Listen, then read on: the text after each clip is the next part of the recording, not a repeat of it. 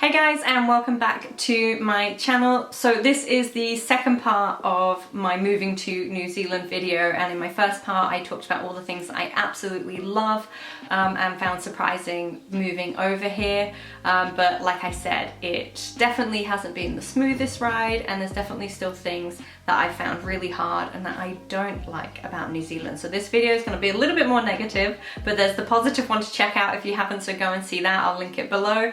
But this one's going to be about all the things that I found difficult and that I don't like about New Zealand.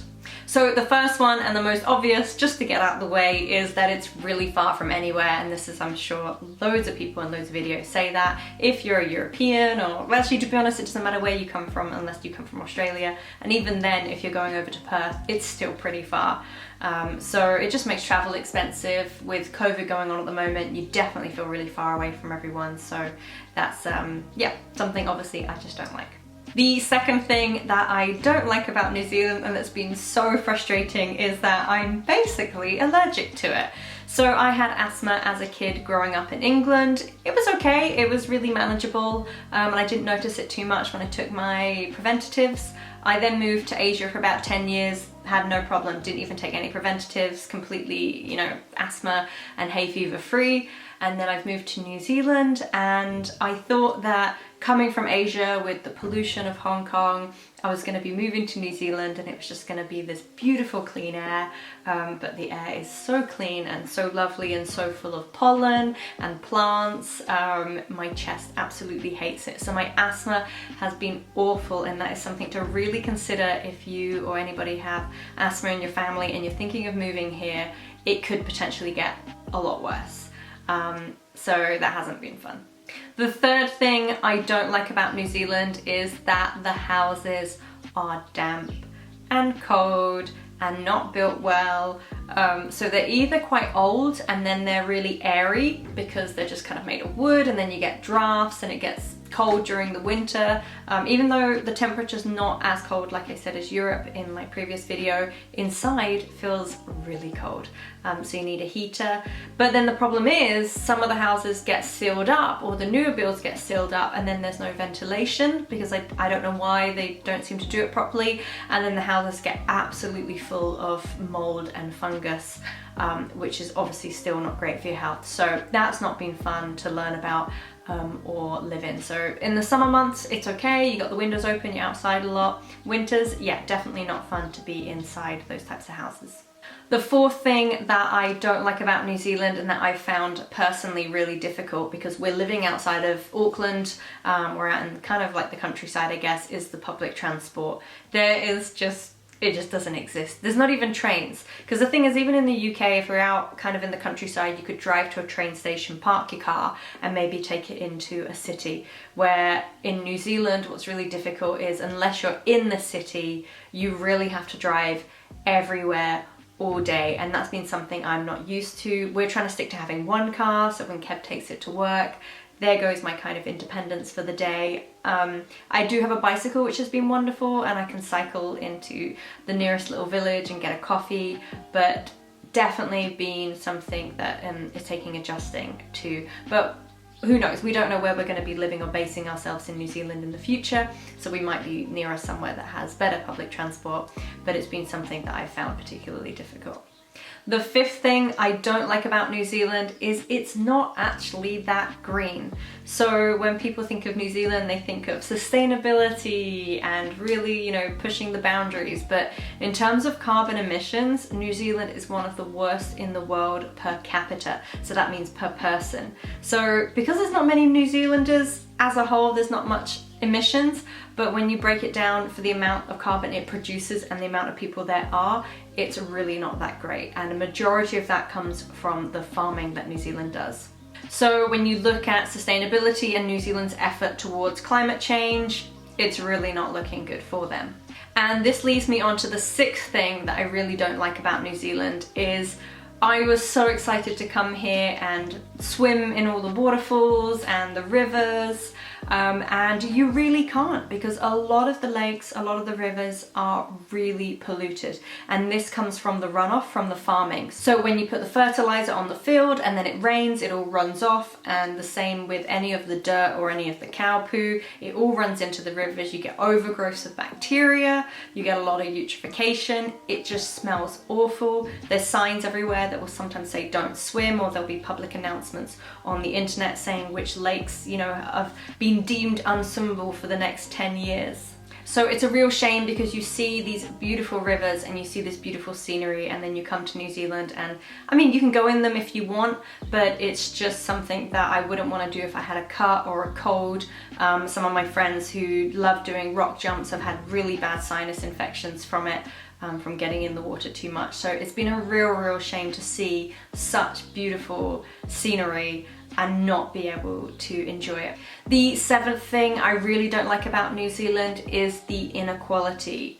There is a lot of inequality, and I think it's something sadly that happens when you have communities of Indigenous communities and like new arrivals. So between the first arrivals, the Māori community, and the Pākehā, the newer Europeans that have come over, there's a lot of inequality still, and you see it between different communities.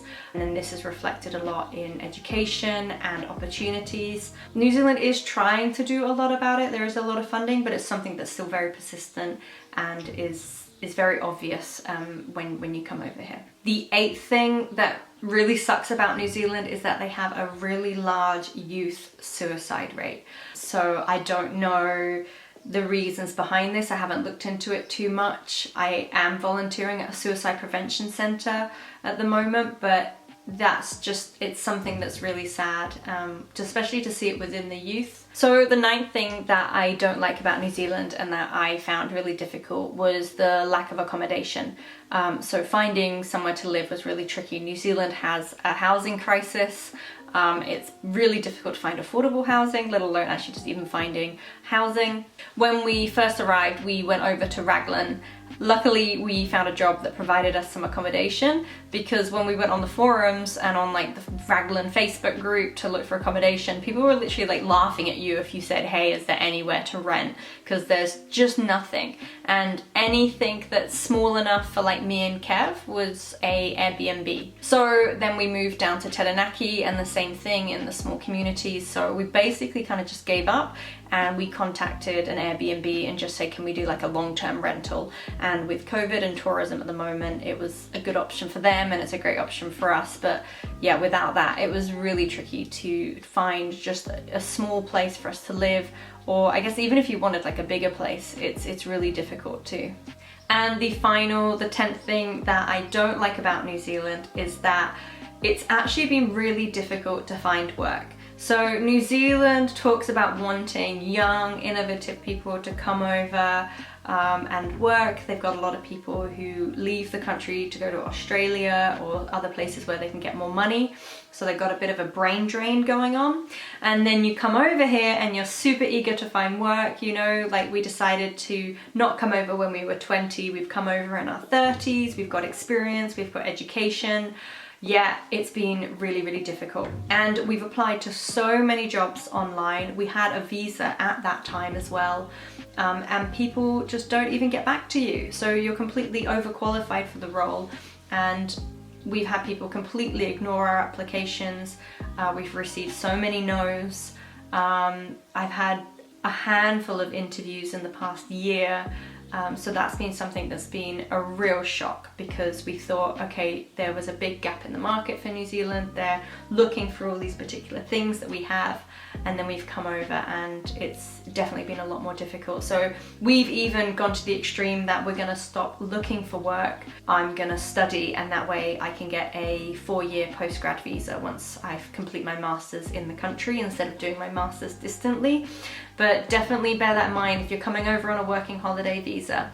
If you aim low, if you just aim for like a cafe job or something and you get the job on a working holiday visa, it's quite likely they'll continue to sponsor you. But if you're aiming for residency and you just kind of come over and you don't have like a traditional career, you're not a policeman or a teacher or something that's easy to understand. Kevin and I, you know, we've got experience, but we're a little bit more unusual. It's more difficult to find work that's going to lead to residency. What we've also found as well is that jobs that we have gone for, sometimes we've missed out because the person has employed a friend or a relative. So there's a lot of that. It's a small community. You really, really have to pay your dues and get into the local community first, and then perhaps find a job that way. Whereas if you just walk straight in, we found it really, really difficult. So those are my 10 things that I don't like about New Zealand, but of course, it's been a bumpy journey. There are some downs, but there have also been some really, really lovely things and some highs and stuff that I love about the country. So if you want to feel a bit more optimistic and a bit more happy after this downer of a video, then go check that out. I'll link it below. And yeah, if you want to stay posted, please subscribe, and I'll see you guys soon. Bye.